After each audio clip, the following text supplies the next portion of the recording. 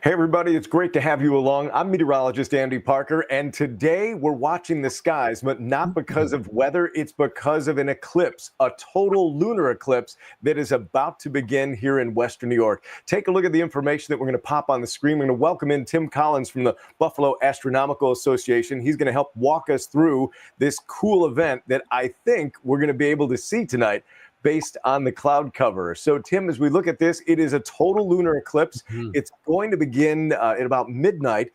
I guess the big part of the show is between 2:30 a.m. and 3:30 a.m. And if you wait till 6 in the morning, you've missed it. Is that correct? That is correct. So no sleeping in. Happy Pi Day, too, while we're at it.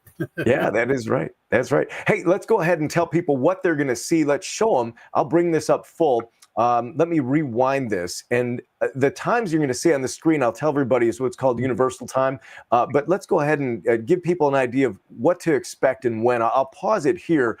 This is what part of the eclipse and what time do you think that is? So this is the beginning of the umbral part of the eclipse. So the moon is about to enter the Earth's main shadow here. So it's just touching on that edge. So those UTC times, you just need to subtract 4 hours from our time zone, and that'll give you the right time.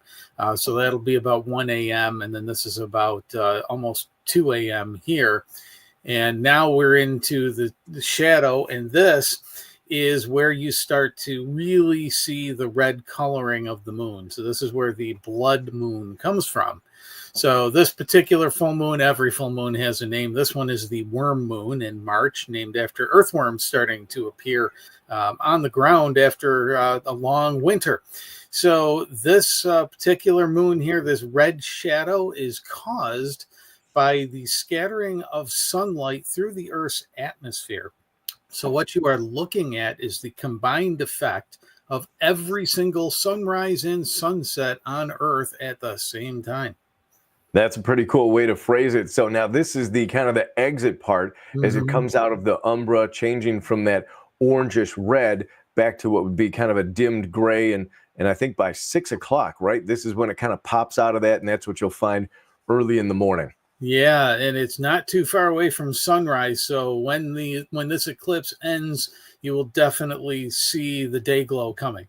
Yeah. Hey, everybody, we can see your comments and questions. We had Sandra chime in, say, good evening. It is a good evening. I don't know if anybody's going to get outside and check this out tonight during the overnight if you find yourself up. But if you have any questions, feel free to pop them into the screen. We can see them live and we'll answer them as we go. Tim, the last time we got together, we were talking about this event here, which was the solar eclipse. And we were saying that was about a year ago already in the rearview mirror. I want to talk about the difference, and they're pretty basic, between the solar eclipse and the lunar. So why don't describe what we've got in this situation?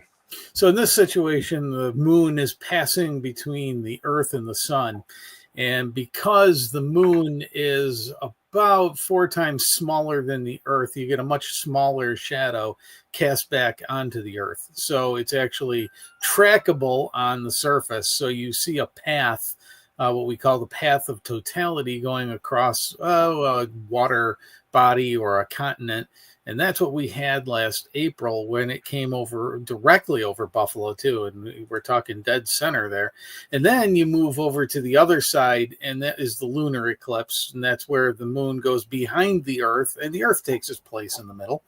And it actually blocks out the sun. So if you were living on the moon, and hopefully we'll do that soon, you would be witnessing a solar eclipse there at the same time we would see a lunar one.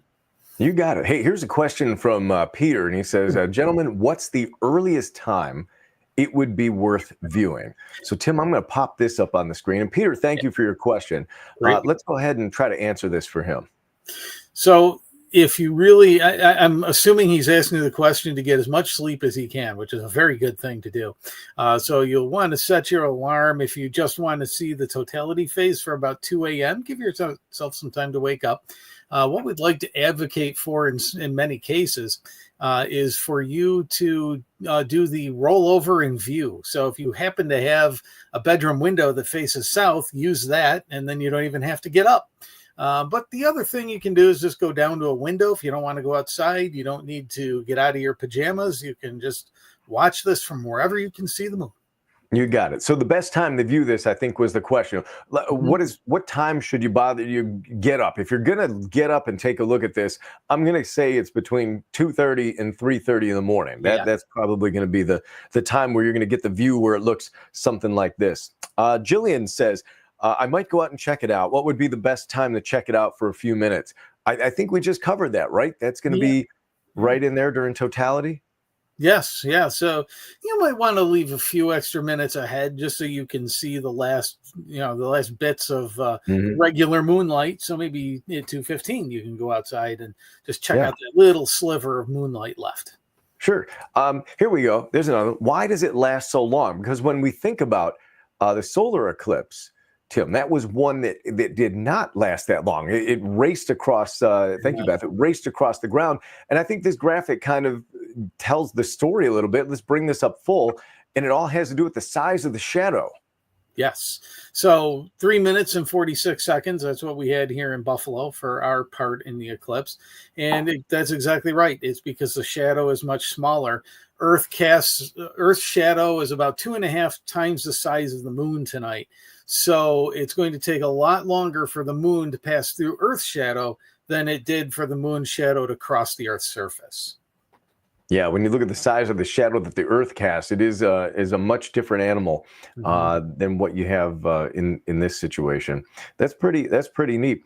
Let's see. I wanted to talk about this now. Let's see if I can bring that on. Oh, there it goes. It was a little slow. When we look at something like this, is it going to be a dramatic view tonight? I know we have some high, thin cirrus clouds out there, so it might not be as crystal as this, but I think the colorization of the moon, the reddish hue, that's something that's going to come through even if there's a veil of high clouds. It will. I mean, the thicker the clouds, the harder it is to see it. I've actually watched some of these lunar eclipses where the clouds are thick enough that the moon just disappears. Not enough light gets through the clouds. But I do not think that's going to be our case tonight. I think we will have, if it's not too soupy or too marshmallowy outside, I think we'll get a great view. But anytime you can see a hint of this red coloring, you've got a great view. Yeah, I like that. The marshmallowy is a great way to describe some of the clouds out there. We were watching it this afternoon, and these are some of the clouds that were over Michigan now. And I know you've, with the Buffalo Astronomical Association, have your own tools for looking for what they call the sucker holes, where you can kind of see through there and get a peek. So all signs are pointing to getting a view of this during the time of totality. And Carol says this will be great for the night owls. Yes, if you're up and about, it's definitely worth popping your head out. I mean, this is one that I don't want to call it rare, but what would be the right term for this? I suppose the term for this would be infrequent at best. You get them sometimes twice a year if your alignment is correct. We are going to start getting to a period where they're going to be more scarce. So we won't see as many lunar eclipses over the next decade, at least locally. They'll occur. And another important fact to note, Andy, I think, is that solar and lunar eclipses always occur in pairs. So when you have a lunar eclipse like this, 2 weeks before or after, you always have a solar eclipse somewhere. And on March 29th, there is a partial solar eclipse up north. And what that's going to result in is that sunrise here locally will get clipped by the sun, will get clipped by the moon, but only provide us 3%, which is not very much. No, so it's not. The only way you'd ever see it is if you had a proper telescope with the right shielding on it, and you'd have to be on a rooftop about 5 stories up. But the point is that they occur in pairs all the time. Here's one. Marty wants to know, when is the next total lunar eclipse that will be visible here? You and I talked about this. The last one, and I correct me if I'm wrong, 2022 is the last one. The next one is when? If you sleep through this one, is there going to be another one that's total like this coming up? Yeah, well, sort of, yeah. So November of 2022 was our last one. It was cloudy that night, so we did not get to see it. But The next one after this is on March 3rd next year. The difference is this one will be much more towards sunrise, and the moon is actually going to set just as it comes out of totality. So it'll So be is it better, or is this one better? this one is better. This one Yeah. is definitely going to be better because we get the end to end here, and we won't see that again until 2029. Yeah, the end. Oh, so that is that's a good shot down the road. Yeah, this is one of those that's in that gap where it's going to be a while. Most of these eclipses are going to be on the other hemisphere, in the eastern hemisphere now, so we won't get to see too many of them. Chris or Karen says it was so bright and beautiful with a little foggy look. Yeah, we talked about the clouds that were out there. Chris says, I hope to be able to see it when I leave for work at 6 a.m. in Cattaraugus. Well, unfortunately, Chris, I'm going to put this back up and slide this off. Thank you for your comment. 6 a.m. The show's over, right? Yeah. Tim, it's done. Yeah, it's all over. 3:31, as it says there, is the end of the red moon, and that's when it starts to peel back and the moon reveals itself again in its usual coloring. Yeah.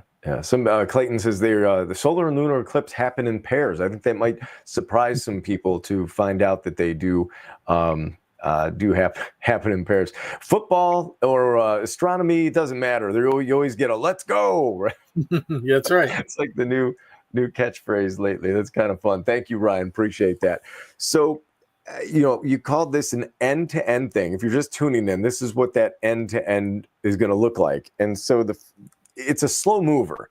And we talked about the reason that this is when we think about the shadow that came and went in the solar eclipse. I mean, it was moving at hundreds of miles an hour, right? Across the surface of the earth. The shadow was, I forgot what the exact speed was, but the shadow traveled at a surface speed that was incredible. It was here and gone in a matter of minutes. Do you recall, Tim? I don't want to put you on the spot. How long was the totality for Buffalo in the solar eclipse? Yeah, our totality locally was 3 minutes and 46 seconds. Yeah, and so here, when we pop this back up, the totality for this particular event is much longer. This is a slow-moving target, if you will, right?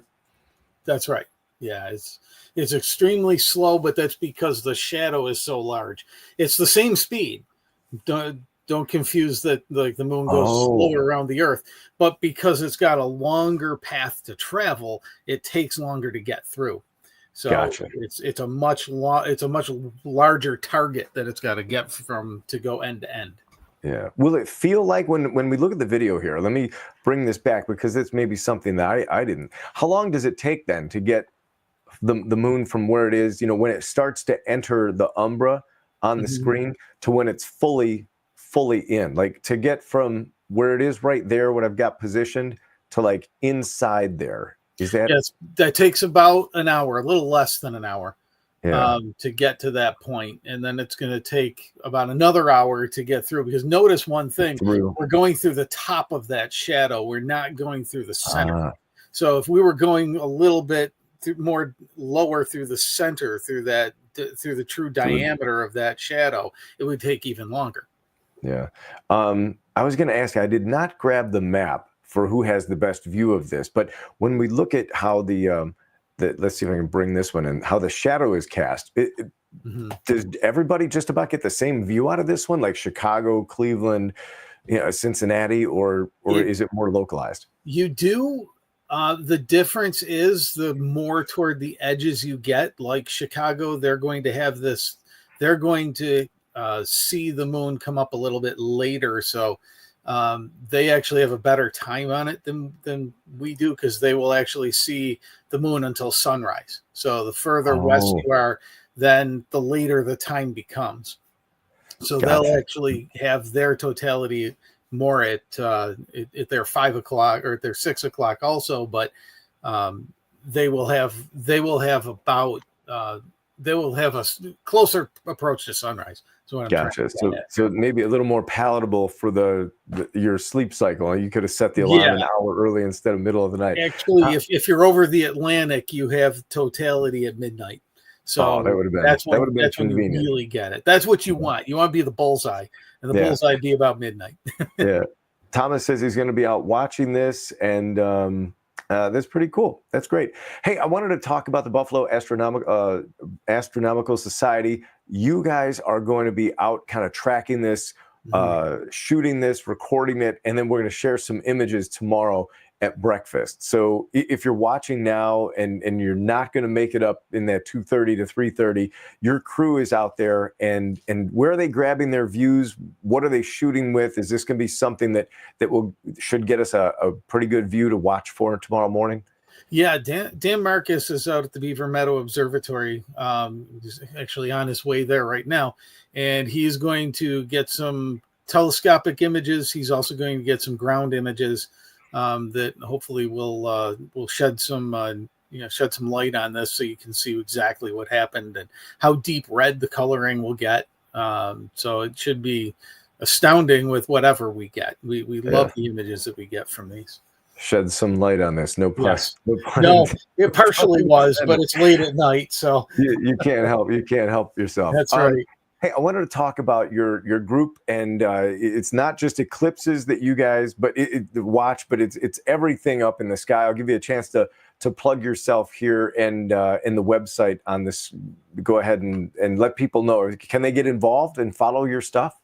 Absolutely. The Buffalo Astronomical Association is an open amateur astronomy association. So anybody who wants to know how to use a telescope to anybody who knows how to use a telescope and take pictures, all are welcome to come in and check it out. We actually have our general meeting tomorrow at Buffalo State College at the Whitworth Ferguson Planetarium. So if you want to check it out, 7:00 tomorrow night there, that's where we will be. And so we'd love to have more people come in. We got a couple presentations lined up tomorrow. So that goes from 7 till about 9:00. But you can go to our website, buffaloastronomy.com, or you can visit our Facebook page, which is Buffalo Astronomical Association, and see all the things that we have out there. But members are welcome to come into the observatory. We do public nights first Saturday of every month from April coming up through October. That's great. That's a lot of stuff. It's a full calendar. We seem to have a lot of stuff happening in the skies, not just weather-wise, but with the planets aligning and the eclipses, both solar and lunar. It's been a busy decade, and it does look like it's going to be an interesting year. I'm glad we have the clear skies to share with everybody tonight. Looking forward. Let me see if there's any other questions in here before we go. I think we're good at this stage of the game. So now we're just going to hope that Mother Nature keeps the skies relatively clear, and that your crew gets some good images, and we'll hopefully catch it ourselves. If not, we'll look for your images and share them as well if everybody's interested. It's the Buffalo Astronomical Association. You can just Google them and find them either on social or their website. Tim, it was a pleasure talking with you tonight. Thank you so much for taking some time. We answered a bunch of questions, and as Ron says, keep watching the skies, right? That's the right motto. I like it. You got it. All right, everybody. Thanks so much for watching. We'll see you next